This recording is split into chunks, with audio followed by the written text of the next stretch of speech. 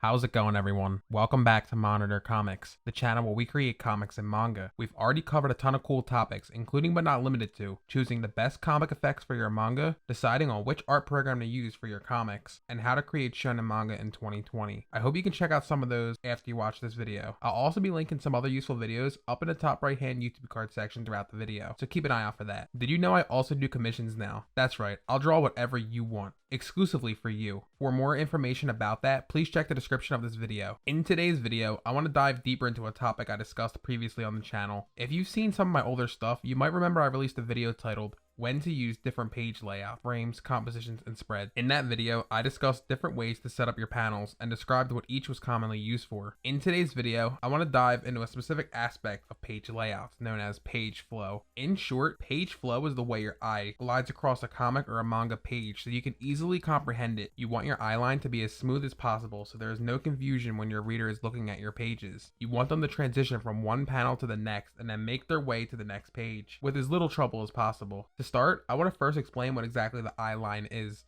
The eye line refers to the order in which our eyes comprehend textual information. In the English language, we call this approach left to right, top to bottom. For effective page flow, you'll want this imaginary eye line to be as close to a Z shape as possible. I'll bring up a few examples from comics and manga that effectively use the Z shape. By using character poses and dialogue balloon placement, you can trick your readers into following the path you set up for them. Psychologists have labeled this process of reading from left to right, top to bottom, as the Gutenberg diagram. Designers use the Gutenberg diagram to effectively design web pages. If we think of the Z pattern as 4 equal sections, each area has a different strength value when measuring how your eye reacts. The top left section of the Z pattern is going to be your strongest primary optical area, with the top right section being a strong follow area. To transition down to the bottom left corner of the Z pattern, there is a slight delay, causing this area to be your weakest follow area. Finally, the bottom right hand corner is our terminal area because this is where we have reached our final destination. Understanding the Z pattern and consciously using it in your own work will allow you to justify the best areas to include more relevant information or calls to action.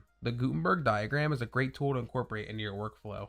By keeping the concept in the back of your head throughout your entire process, you can make smarter decisions when creating panel layouts and telling your story effectively. When creating page layouts, panel placement can influence your page flow. When this happens, it's known as blockage. Let me break it down for you. On the screen, you should see an example of panel blockage. If you are placing similarly sized panels right next to each other like in this grid template, it can be hard for your readers to read. A percentage of your readers will read from the top left panel to the top right panel, while another percentage will read from the top to the bottom. To avoid this, you need to make it very clear which way your readers should be following along. To do this, I don't recommend using too many square or too many vertical panels because they can cause confusion. I do recommend using long horizontal panels because they create a breakpoint. Horizontal panels have the advantage when it comes to legibility because it bisects the page. There's no confusion on how to read a horizontal panel when it's on the page. As a general rule of thumb, avoid too many square panels and too many vertical ones. You can get away with using a bunch of horizontal panels because they are easier to distinguish. In manga terms, this idea is known as the T rule. Basically, for every 2 or so vertical panels, you'll want to have a horizontal panel to preserve legibility. If you made an entire page of just vertical panels, you would have a mess on your hands. I've seen some Western comics that make pages with only horizontal panels,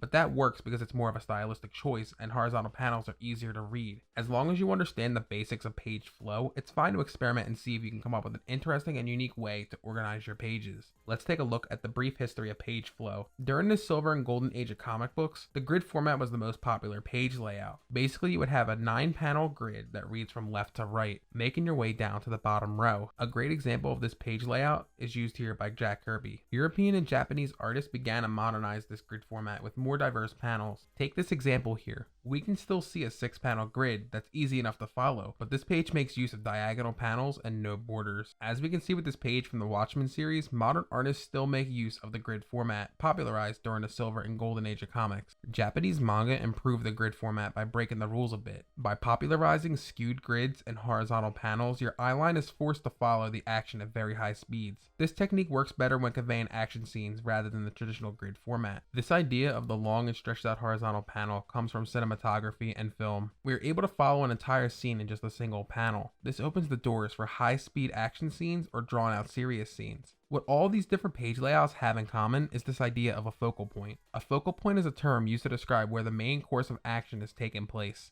In photography, you may see this technique labeled as the rule of thirds. Typically, for good page flow, you'll want your main action to take place in either the left corner, center stage, or right corner, because that is the direction our eyeline moves. By having one central focus point, you'll be able to trick your reader into zooming in right where you want them. Make sure you are not creating several focus points in a single page or panel, because although this sounds okay in theory, it can create convergence where your reader's eye refocuses in the center. Don't lead your reader's focus out of bounds. Take full advantage of your artwork to point your reader towards the next panel. It's so important to be conscious of legibility and page flow, because once your reader gets confused and disrupted, they'll slowly lose the immersion. Poor structuring can make all of your hard work negated. Take a look at this page from Batman. This artist makes full use of line of sight, speech bubbles, and background cues to trick the reader into gliding their eyes within the boundaries of the page. The next technique I want to introduce to you is this idea of intentional line of sight. What I mean by this is elements of your page that can act as guides to progress you through the page. This can be done through characters' body movements, background composition, and speech bubble placement. By following your character's line of sight and following speech bubbles, you can create a comfortable reading experience. Don't just slap speech bubbles randomly. Take control of your page and give them more purpose. The goal you want to strive for when structuring your pages is to have all of this work go unnoticed. If your reader doesn't have to think twice while reading your comic or manga, then you did a good job laying it out. If you stick to these tips and concepts when creating your panel layouts, your page flow will be natural and effective. By having compositions and page elements that lead into the next, you'll have no problem maintaining a reader's active interest in your story. I hope you got some value out of this video.